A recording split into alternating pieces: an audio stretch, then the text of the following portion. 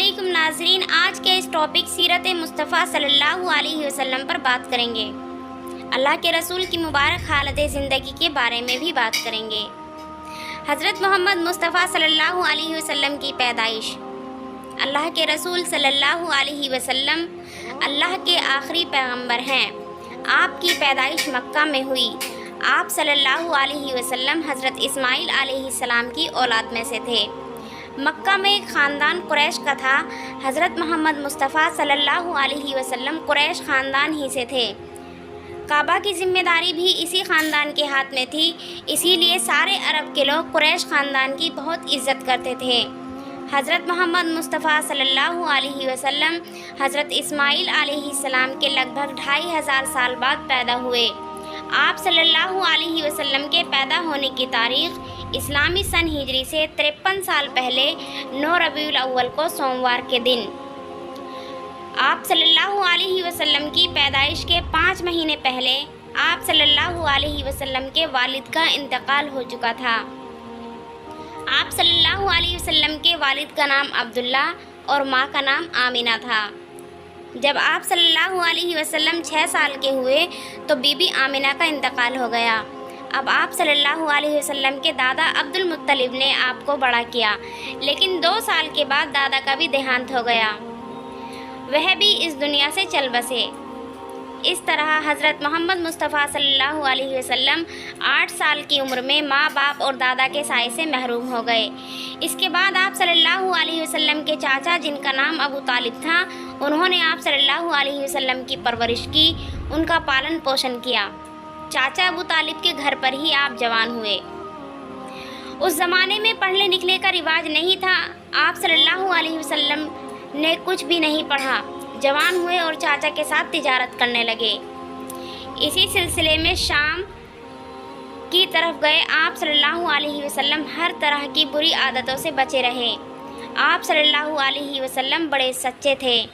عرب کے لوگ آپ کی سچائی کو دیکھ کر آپ کو صادق پکارنے لگے۔ لین دین اور کاروبار میں بھی آپ نے ہمیشہ معاملہ صاف رکھا، ایک پیسے کا بھی الٹ پھیر کبھی نہیں کیا۔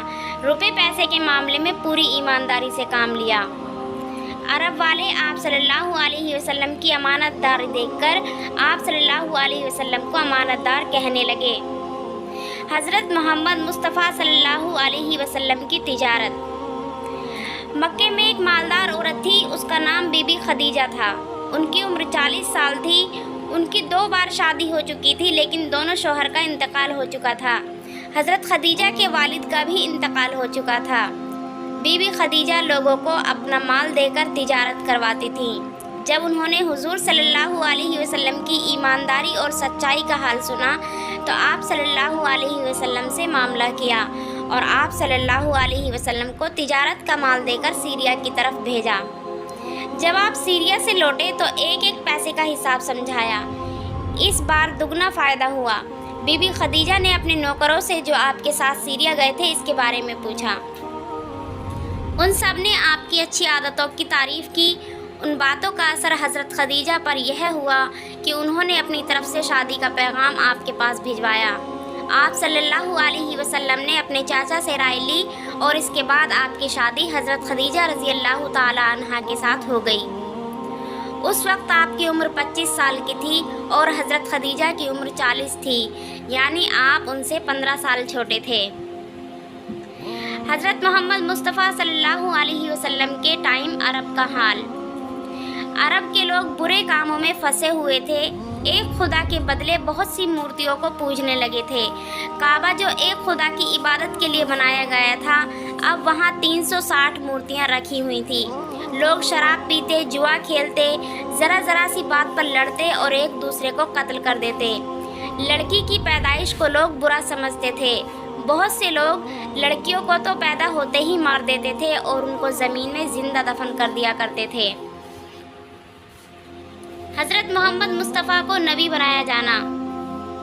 مکہ کے پاس ایک پہاڑ تھا، اس پہاڑ میں ایک گھر تھا، ایک گفا تھی، اس گفا کا نام غار ہرا تھا۔ اکثر خالی ٹائم میں آپ صلی اللہ علیہ وسلم اس گفا میں چلے جاتے تھے اور کئی دن اس میں رہتے اور فکر کرتے۔ اسی میں پورا وقت گزارتے اور خدا کو یاد کرتے۔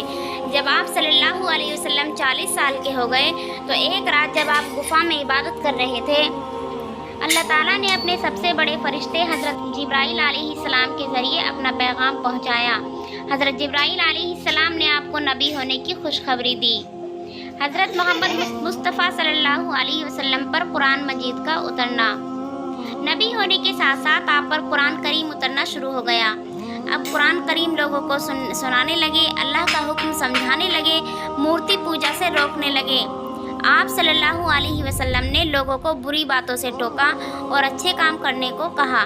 آپ صلی اللہ علیہ وسلم کی بیوی حضرت خدیجہ، آپ کے چچیرے بھائی حضرت علی اور آپ کے دوست حضرت ابوبکر صدیق نے آپ کو نبی مان لیا اور مسلمان ہو گئے اور آپ کے ساتھ مل کر اللہ کے حکم کو پھیلانے لگے۔ مکے کے لوگ مسلمان ہونے لگے، جو مسلمان نہیں ہوئے وہ کافر کہلائے۔ کافروں نے مسلمانوں اور اللہ کے نبی کو ستانا شروع کیا۔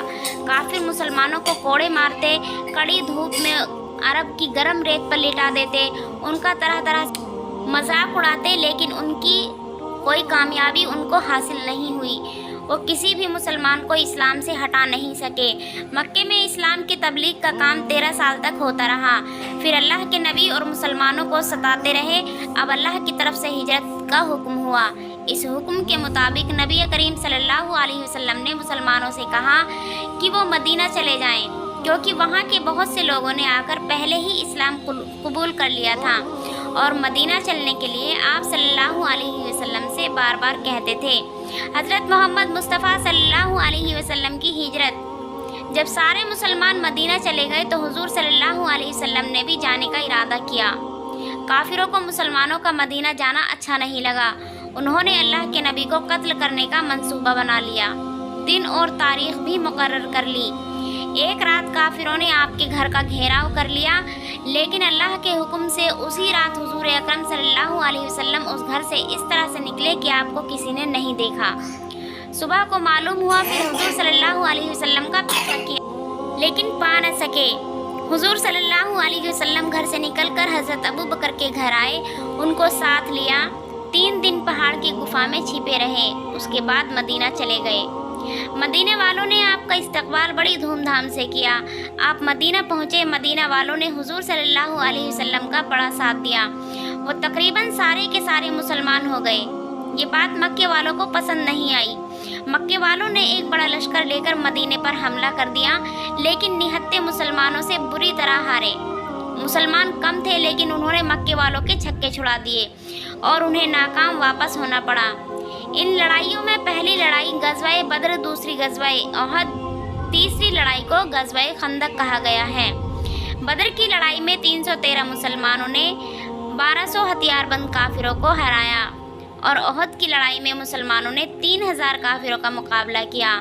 پھر کافروں کا 10,000 کا لشکر سامان اور ہتھیار کے ساتھ مدینہ پر چڑھائی کرنے نکلا۔ اس لڑائی میں آپ صلی اللہ علیہ وسلم نے شہر کو بچانے کے لیے اس کے چاروں طرف سے خندق کھدوائی۔ پھر کافر بہت دنوں تک ڈیرا ڈالے ہوئے تھے۔ آخر کار بڑی آندھی آئی، ان کا سب کچھ تہس نہس ہو گیا۔ صلح حدیبیہ۔ سیرت مصطفیٰ صلی اللہ علیہ وسلم کے اس کھنڈ صلح حدیبیہ کے بارے میں بات کریں گے۔ مسلمانوں کی بڑی تمنا تھی کہ مکہ جا کر کعبے کا طواف کریں، کیونکہ حضور صلی اللہ علیہ وسلم نے ذی القعدہ 6 ہجری میں عمرے کا ارادہ فرمایا اور 1500 صحابہ کے ساتھ مکہ کی طرف روانہ ہو گئے۔ کافروں کو جب معلوم ہوا تو انہوں نے اپنی بھیڑ جمع کی اور مسلمانوں کا مقابلہ کرنے کے لیے تیار ہو گئے۔ حضور اکرم صلی اللہ علیہ وسلم نے حدیبیہ کے مقام پر پڑاؤ کیا اور کافروں کو پیغام بھیجا کہ وہ صرف عمرے کی نیت سے آئے ہیں۔ چند دنوں بعد کافروں کے ساتھ اس بات پر صلح ہوئی کہ مسلمان آئندہ سال آ کر عمرہ کریں۔ اسی سال آپ صلی اللہ علیہ وسلم نے بہت سے بادشاہوں کے نام دین کی تبلیغ کے متعلق بہت سے سندیش بھیجے۔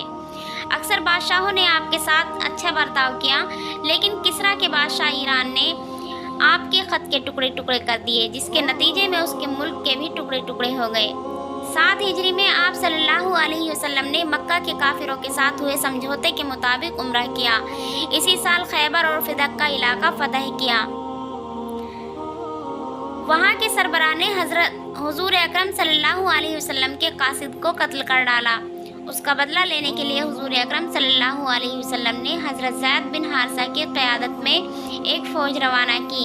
اللہ تعالیٰ نے 1.5 لاکھ دشمنوں کے مقابلے میں مسلمانوں کی صرف 3000 کی فوج کو فتح نصیب فرمایا۔ یہ 8 ہجری کا واقعہ ہے۔ صلح حدیبیہ کے 2 سال بعد مکہ کے کافروں نے صلح کے خلاف کام کرتے ہوئے مسلمانوں کے ایک قبیلے کے لوگوں پر حملہ کیا اور ان کے بہت سے لوگوں کو قتل کر ڈالا۔ حضور اکرم صلی اللہ علیہ وسلم وعدہ توڑنے کی وجہ سے 10,000 فوج لے کر مکہ کی طرف روانہ ہوئے۔ یہ دیکھ کر کافر گھبرا گئے اور صرف چند جھڑپوں میں ہی مکہ فتح ہو گیا اور مسلمانوں کا مکہ مکرمہ میں شاندار داخلہ ہو گیا۔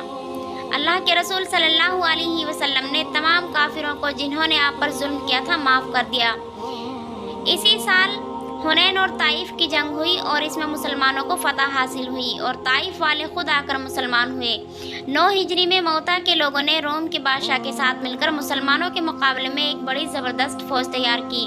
حضور اکرم صلی اللہ علیہ وسلم 30,000 فوج لے کر روانہ ہوئے، لیکن یہ جنگ نہیں ہو سکی، چنانچہ 20 روز آپ ٹھہر کر مدینہ میں رہے۔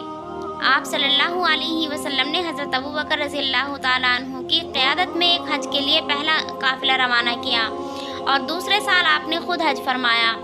یہ آپ کا پہلا اور آخری حج تھا جسے حجۃ الوداع کہتے ہیں۔ آپ صلی اللہ علیہ وسلم نے میدان عرفات میں اپنا آخری خطبہ دیا جس میں مسلمانوں کو بہت ساری نصیحتیں کی۔ ربیع الاول 11 ہجری مطابق 632 عیسوی کو آپ صلی اللہ علیہ وسلم اس دنیا سے پردہ فرما گئے۔ حضرت محمد مصطفیٰ کی بیوی اور صاحبزادیاں۔ آپ کی کل 11 بیوی تھی۔ سب سے پہلی بیوی حضرت خدیجہ رضی اللہ تعالی عنہا اور سب سے کم عمر کی بیوی حضرت عائشہ بنت ابوبکر رضی اللہ تعالی عنہا تھیں۔ آپ کی کل 7 اولادیں تھیں، 3 صاحبزادے اور 4 صاحبزادیاں۔ صاحبزادے میں کوئی زندہ نہیں رہا، سب اولاد حضرت خدیجہ سے تھی، صرف حضرت ابراہیم ماریہ قبطیہ رضی اللہ تعالی عنہا سے پیدا ہوئے۔ آپ کو آج کا ٹاپک سیرت مصطفیٰ صلی اللہ علیہ وسلم کیسا لگا؟ اگر پسند ہے تو اپنے دوستوں کے ساتھ ضرور شیئر کریں اور پلیز ہمارے چینل کو سبسکرائب بھی کریں اور ویڈیو کو لائک کریں۔